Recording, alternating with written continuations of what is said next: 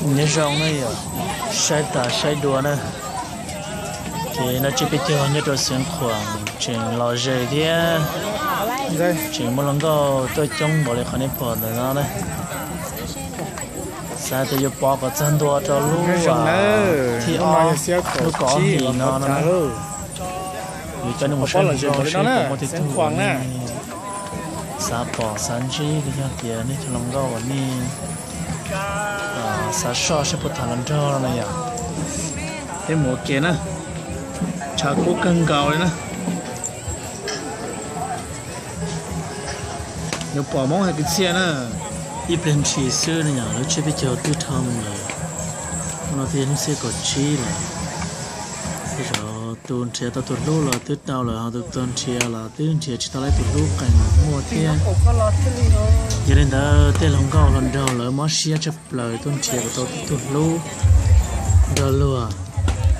nó chụp bắt chụp bây giờ tàn trò bỏ lúa tết khi xóa pa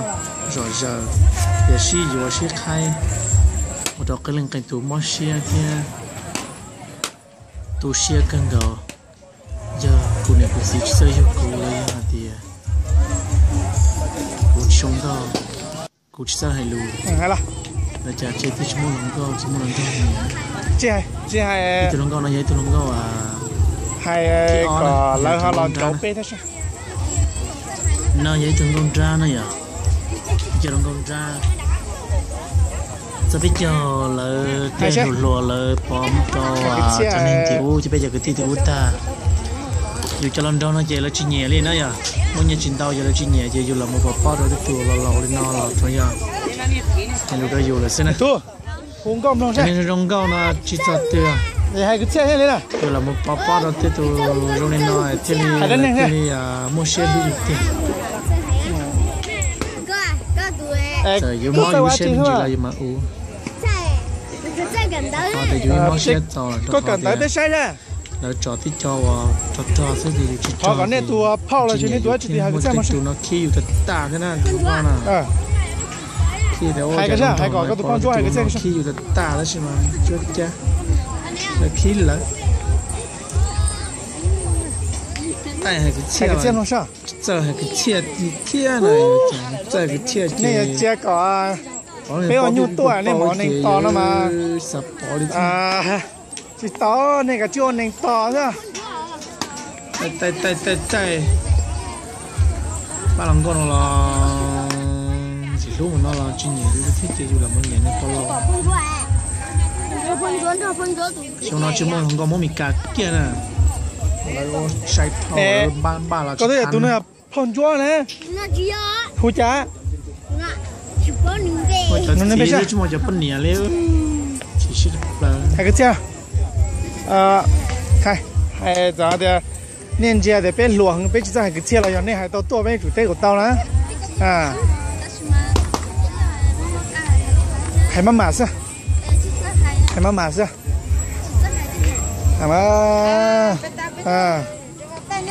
nhà cái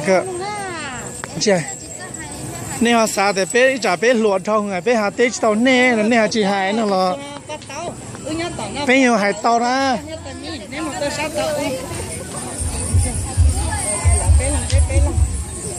hello hai cái chiếc chứ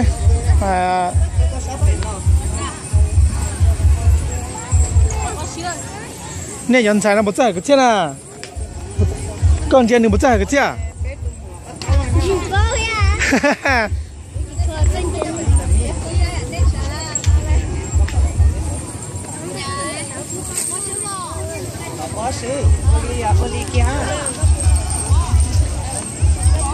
hay là hay cho cái chiếc của một cái đó à cái gì hay cho cái gì hay đâu của tôi xin giờ này có我来还啊nhà là lo nhà ta là mà xin chi đó là mà xin chi lúc nào có mua nông gì xưa mà giờ lo xin giờ đi là tao nói mà nhà lo nhà ta là mà xin chi lúc nào có xin chi mua gì nữa hay là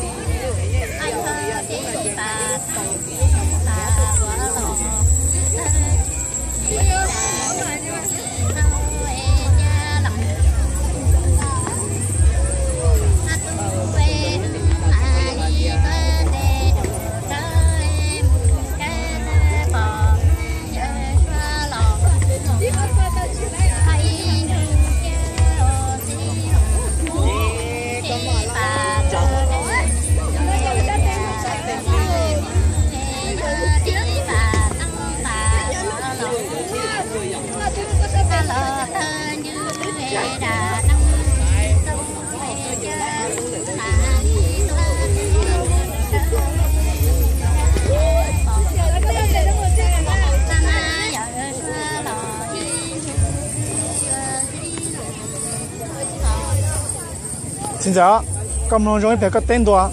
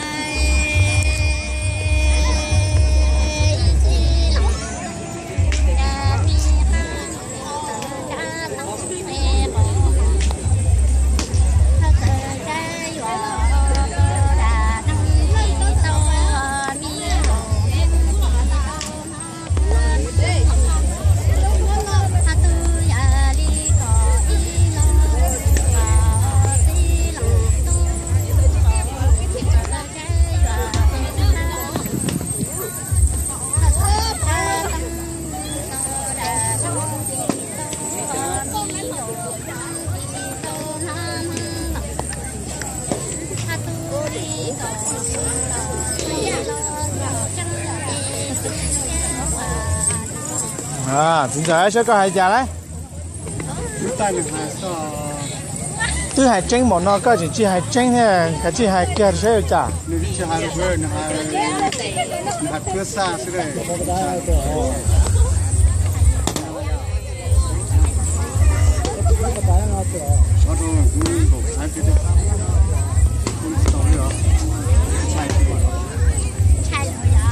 Chính xác. Rong cần gò nữa, bèo chả nó, xua là, mong sành hà là, tụi nó này, sành lau là, không xe này, một này xong lầu ta chúng xe tua, cả chi tua cho nó ngõ băng còn tua thế, lúc xe thế cả, thế thì cá xe mù mua dù lúc nó không lo lòng ua này thì giờ xa giờ thì bao cho ban cha lụt tàu nó là muôn bơ khởi chết chè chúa chỉ cho ó chúa mong cha thì nó chỉ nó biết cho nó có tin rõ một khát tươi chè chè tàu tụi lú đó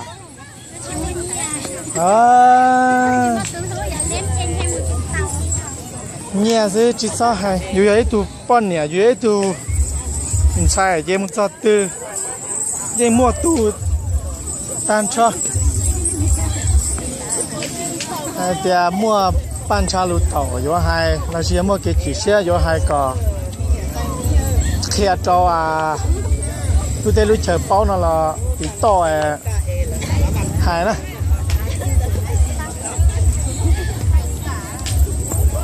Giờ chính giờ trai nó giờ chính giờ muốn chín lò nè, lò, trong này nó cầu nó sẽ, trong này nó cầu này, nè chỉ cái gì, nè chỉ là lục cũng lòng đấy thế.